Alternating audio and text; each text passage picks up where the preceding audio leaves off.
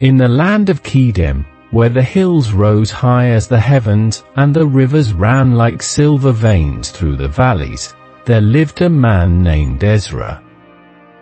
He was a man of righteous ways. Yet sorrow had found him like a relentless tide, washing over his life without ceasing. Once prosperous, with a wife and sons who called him blessed, he now stood amidst the ruins of what once was.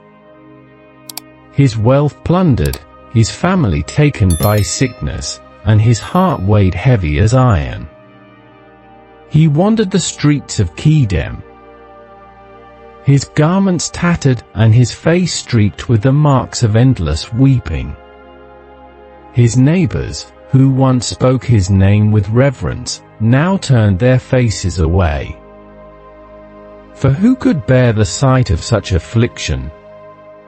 The elders of the city whispered, "What sin has he committed, that the hand of the Lord is turned against him?"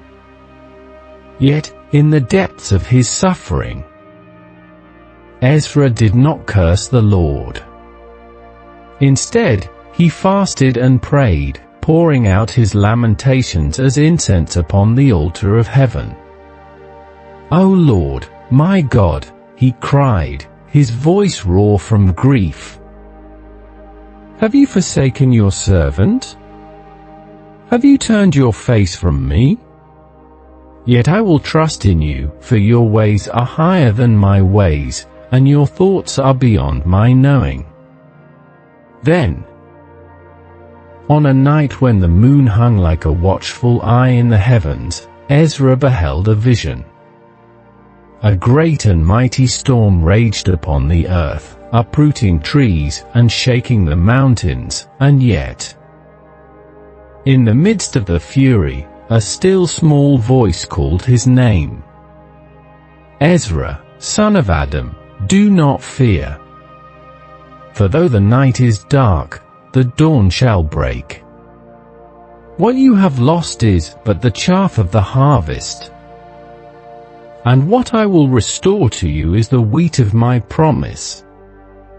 Awaking with the dawn, Ezra felt a stirring in his spirit.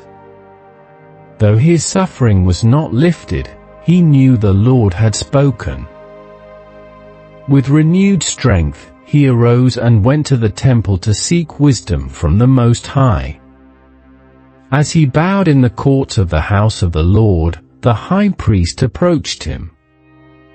"Ezra, your trials are not for destruction, but for refinement. Gold is purified in fire, and the righteous are tested through affliction. Take heart, for the Lord has appointed a breakthrough for you." And so, Ezra walked forth, no longer in despair but in expectation, though he knew not how deliverance would come. The days that followed were fraught with trials. He sought work, but no man would hire him. He sought shelter, but the doors remained closed. Yet, one evening as he sat beneath an olive tree, pondering his fate, a stranger approached him. Clad in a robe of deep blue, with eyes that bore the wisdom of ages, the man spoke, "Do you trust in the provision of the Lord?" Ezra, weary but unwavering, answered, "Yes, though I see no evidence. Yet will I trust." The stranger smiled. "Then arise, for the Lord has sent me to you. Follow me, and you shall see the hand of God at work."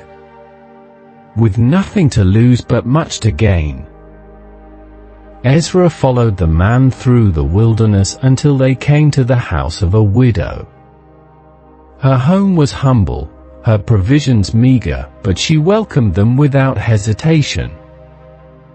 "The Lord has bid me prepare a place for the one who walks in faith," she said. And there, in the simplicity of the widow's home, Ezra found sustenance. But more than bread and water, he found wisdom.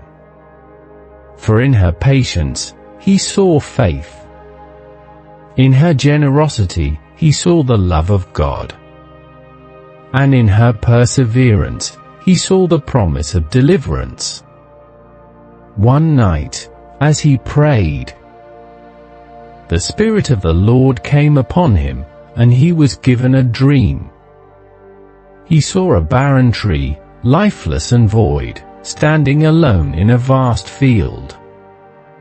But as he watched, a single drop of rain fell upon it. Then another, and another, until the heavens opened and a mighty rain poured forth. The tree, once withered, sprouted leaves, then blossoms, and finally, bore fruit in abundance.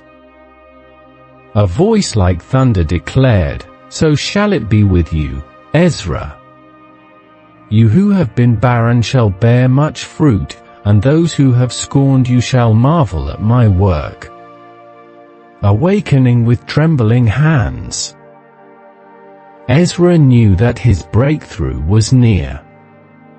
The next day, as he went to draw water from the well, a messenger from the palace stood before him.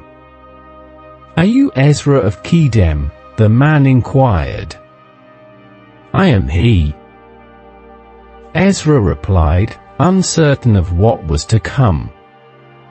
"The king has need of a man wise in counsel and steadfast in faith.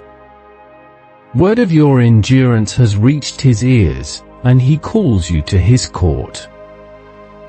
And so, Ezra, the man once shunned and broken, stood before the king.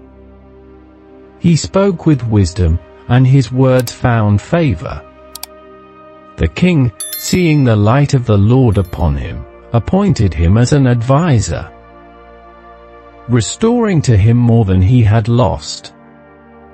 But Ezra did not hoard his blessings. He returned to those who had once turned away, offering kindness instead of resentment. He rebuilt homes for the poor, provided for the widow, and declared the faithfulness of God to all who would hear. And so, in the fullness of time, the word spoken to him in the night came to pass. The barren tree of his life bore fruit, and his trials became a testimony of the power of the Almighty. And all who saw him knew that the Lord had indeed prepared him for a breakthrough beyond what he could have imagined. For the Lord is faithful, and his promises never fail. Amen.